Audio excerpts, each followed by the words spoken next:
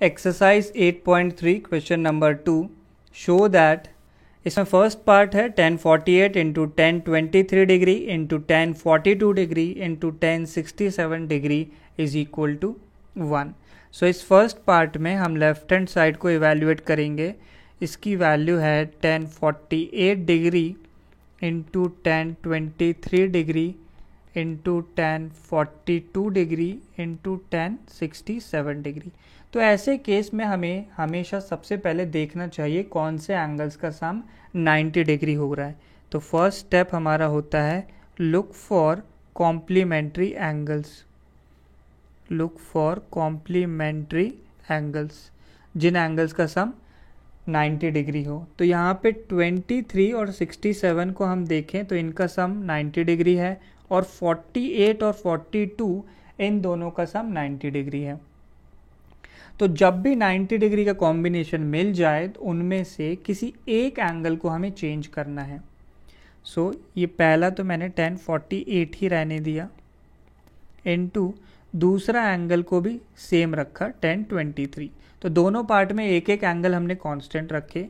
Next जो third angle बना 1042, इसे हम लिख सकते हैं 10 of 90 degree minus of 48 degree, 90 degree minus 48 degree. तो क्लियरली ये सम 90 डिग्री था 48 और 42 का, तो इसे हमने चेंज करके 90 माइनस 48 लिख दिया। ऐसे ही 67 वाले को हम लिख सकते हैं 10 ऑफ 90 डिग्री माइनस 23 डिग्री, इसको इसमें चेंज कर दिया। अब फॉर्मूला होता है 10 of 90 degree minus theta is equal to cot theta. तो ये फॉर्मूला इन लास्ट टू टर्म्स पे अप्लाई किया तो ये बन जाएंगे कॉट 48 इंटू कॉट 23। सो ये वैल्यू हो गई 1048 डिग्री इंटू दूसरा 1023 डिग्री इंटू अगला वाला हो गया cot 48 degree into cot 23 degree. So हमें पता है कि कॉट थीटा टैन थीटा का रेसिप्रोकल होता है, यानी इन दोनों का अगर मैं प्रोडक्ट करूं tan theta into cot theta, ये वैल्यू 1 आ जाती है।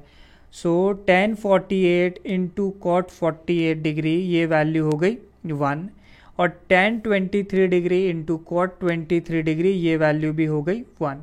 सो आंसर आ गया 1 इंटू 1, तो ये वैल्यू 1 हो गई, that is equal to right hand side. तो पहला पार्ट यहाँ पे प्रूव हो गया।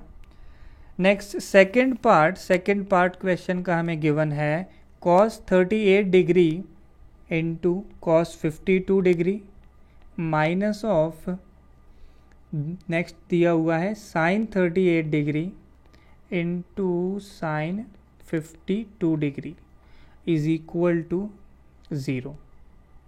तो यहाँ भी हम कॉम्प्लीमेंट्री एंगल्स के लिए चेक करेंगे। तो क्लियरली cos 38 डिग्री है हमारे पास पहला एंगल और दूसरा है cos 52 डिग्री। इन दोनों को सपोज हम कांस्टेंट रख लें तो 38 का कॉम्प्लीमेंट्री एंगल होता है 52 डिग्री।